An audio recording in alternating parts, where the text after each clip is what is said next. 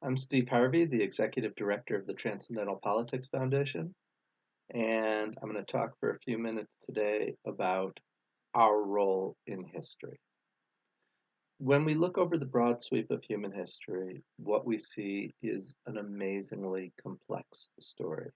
It's a story that exists across scales, from individual lives and the immediate familial and social interactions of those individual lives, up through the history of communities, of localities and regions, the history of nations, empires, and eventually the history of the world as a whole. And when we look at that story, we see something incredibly rich and complex, much like natural history, in which there's an evolution of different forms, rising and falling, and just an enormously dynamic, complex story. And we often take it for granted. We often think of that history as just a given, but it's the product of the aggregation of individual actions and organized actions. And we have to understand that we're participants in that history. The history is continuing. And what we do today creates the future. Our choices today create our future. A lot of us don't really believe that. It's a very common narrative that we tell ourselves that what we do is irrelevant. The people in power are pulling all the strings, and ordinary folks like us don't really have any impact on history at all, any impact on who governs us or how we're governed. It's all the rich and powerful and those who are in the pulling the strings behind the curtain.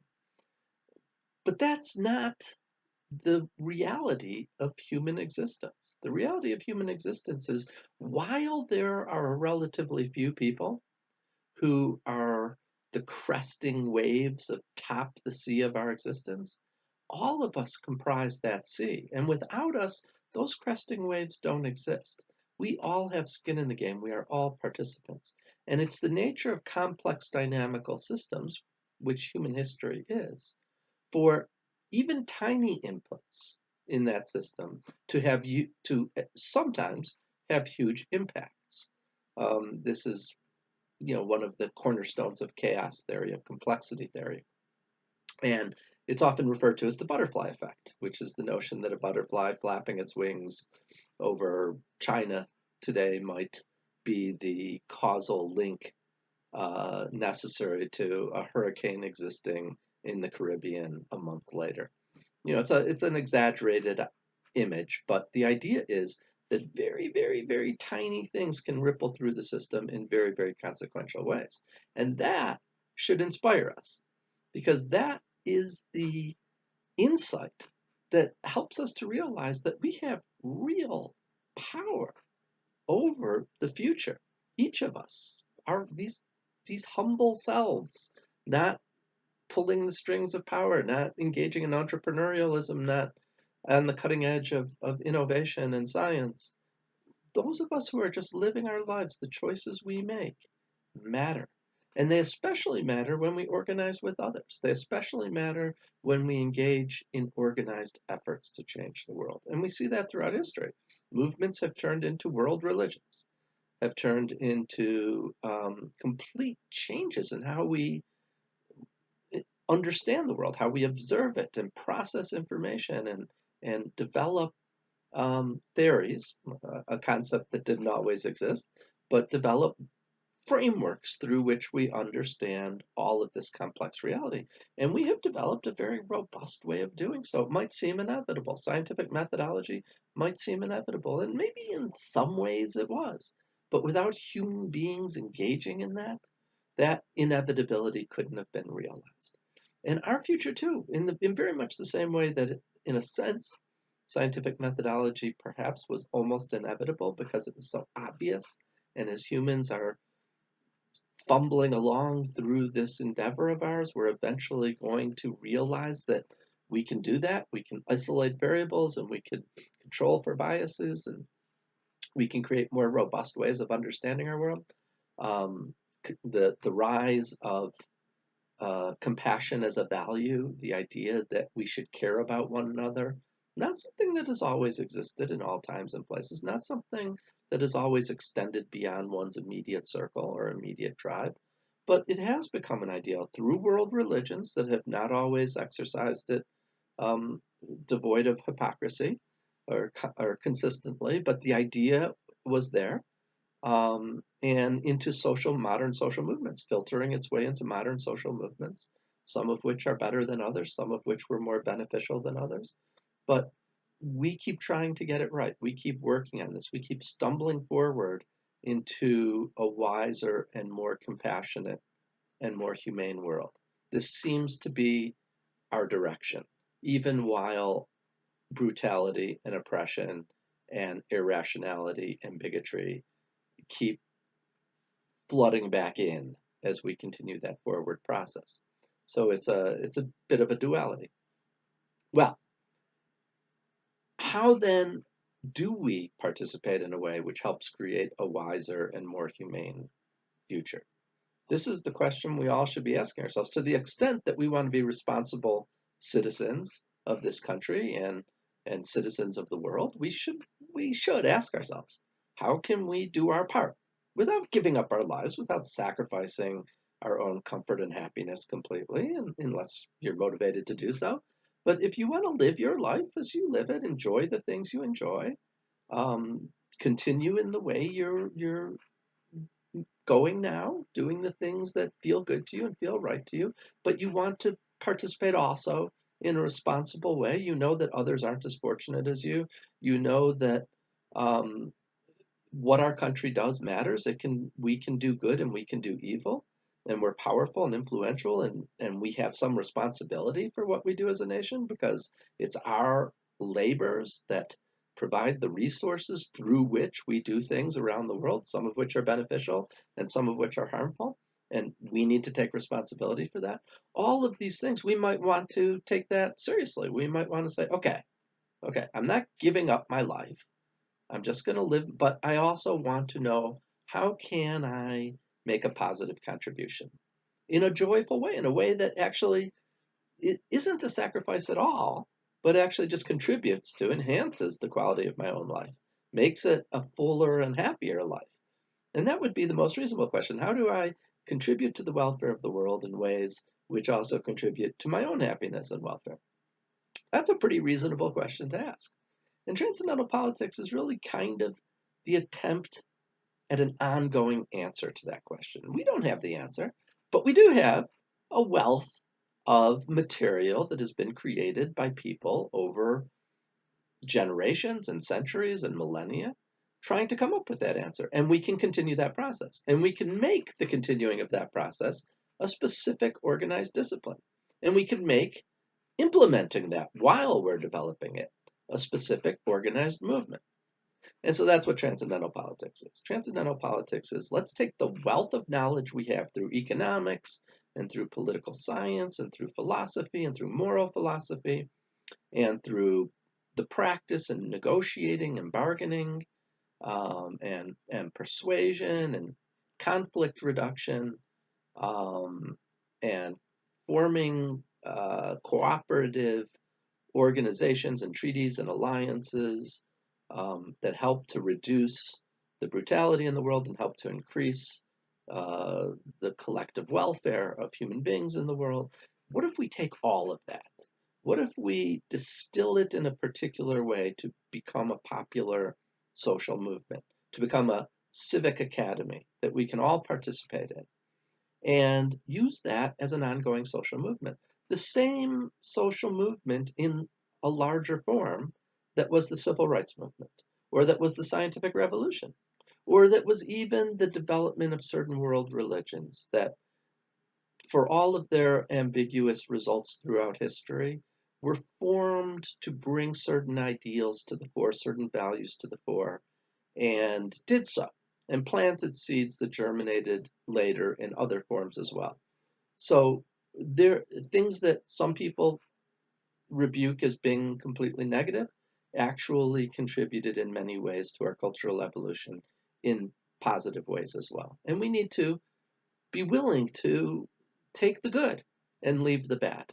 We need to be willing to admire the products of our shared history and build on them to create a future which leverages the things we did that work well and filters out the things we did that are detrimental rather than beneficial. And this is our ongoing endeavor. This is what we're trying to do in general. People who are partisans, people who are religious activists, political activists, social activists, work in civic organizations, in service organizations. This is what we're all trying to do in one way or another. We're all trying to create a wiser and more humane world. And we could do it in a wiser and more humane way. We can do it taking all of the information available to us, all of the experience available to us, and using it and building on it and distilling it and creating a discipline and a movement based on it specifically. So, a lot of what we do, a lot of how we do it, depends on the stories we tell ourselves. We live in stories about reality. They are connected to reality. There's a reality beyond our stories. But how we relate to that reality, how we relate to the real world, is through our stories, through the cognitive frameworks and constructs through which we understand reality. And those stories affect the choices we make. The story I want to tell, the story I want to encourage you to tell yourself and tell others, is that our minds are powerful tools. And to use those tools to fullest advantage, we need to work at mitigating some of our defaults, some of our more dysfunctional defaults that are products of evolutionary psychology, products of having evolved primarily as apes on the African savanna. And a lot of adaptations that we developed as apes on the African savanna aren't optimal as modern human beings in a global political economy.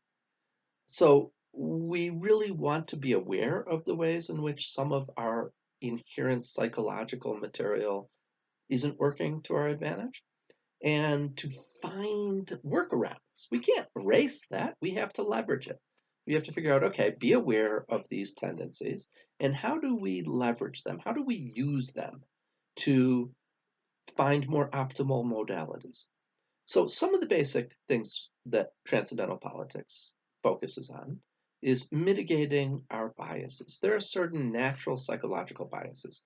Confirmation bias is very well known. We tend to filter information to confirm what we already believe is true and to avoid challenges to that. Um, and it's a very subconscious activity. We're not aware of doing it, but very often the way we form our positions and hold our positions is through a social process, through the social group that we identify with. We acquire the material, the perspective from that social group in conjunction with that social group. And then we, with the help of that social group, develop rationalizations that defend those positions. The rationalizations can be very analytical looking. They can use a lot of empirical data, they can use cogent arguments. But if they're formed for the purpose of defending a position, a preconceived position, then it's not optimal.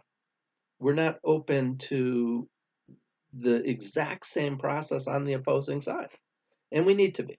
So we want to flip a switch in our mind, which instead of looking for information that confirms our biases, we want to get in the habit of looking for information that challenges our bias. We want to make a concerted effort to challenge the things we think are true rather than to confirm the things we think are true. This is a way to mitigate against confirmation bias. And one of the goals of transcendental politics is to transcend our ideological dogmas, the certainties we hold, because the certainties we hold are not reliable. We hold false certainties, all of us. The things we think are true, some of them aren't. Some of them aren't. Some of the things we are absolutely certain are true are true. We acquire information haphazardly. It becomes embedded in our consciousness, in our cognitive framework. And the longer it's there, the more certain of it we become and the more we identify with it. So, mitigating against confirmation bias through a conscious discipline of seeking out challenges to one's positions. So, if you hold a position on abortion for or against, or you hold a position on immigration, more, uh, more liberal immigration or more restrained, constrained immigration. If you hold a position on economics, more governmental involvement or less governmental involvement, and specific positions related to those. What Transcendental Politics urges you to do, whatever those positions are, look for arguments that challenge them and pay special attention to arguments that challenge them. Find the best arguments that challenge those positions, because our shared humanity benefits when we are less dogmatic and more willing to learn from information and arguments that do not confirm what we already believe to be true. Similarly, another bias that is part of our evolutionary psychology that gets in our way is attribution bias.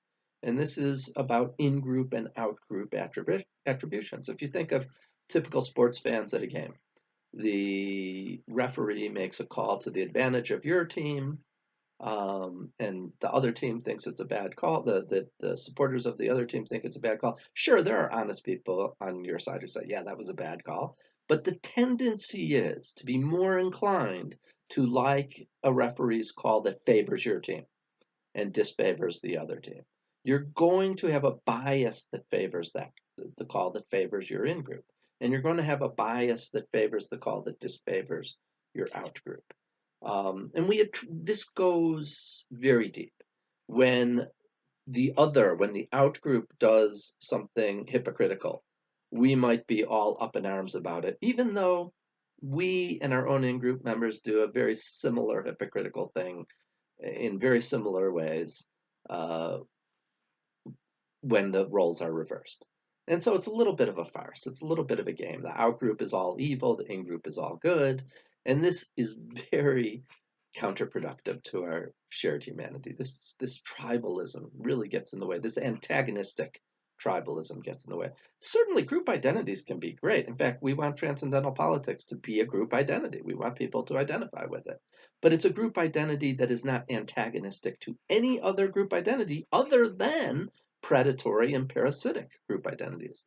Groups that exist to harm others or exist defined by hatred for others, yes, we do not identify with them. We do not condone that. But, groups that are flawed and that are not perfect, but that are struggling to do good in the world to the best of their ability, even if people critique it as being counterproductive. You know what? There's good and bad in there, and we want to honor those identities and respect people's identifications and say there's a common ground we can share over here. There's a common ground we could share where we're going to try to transcend our tribal identities, or at least the antagonistic aspects of our tribal identities. And we're going to try to transcend our ideological dogmas. We're going to try to mitigate our biases. And those biases are part of and intertwined with our tribal identities as well. We're going to try to just be reasonable people of goodwill, gathering together with all other reasonable people of goodwill, or people who are just trying to be reasonable people of goodwill, and make that our common ground. Say, come here.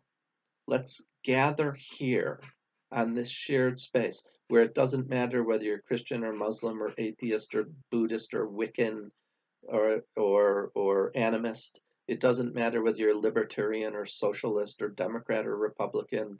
It doesn't matter whether you're American or Mexican or Chinese or Russian.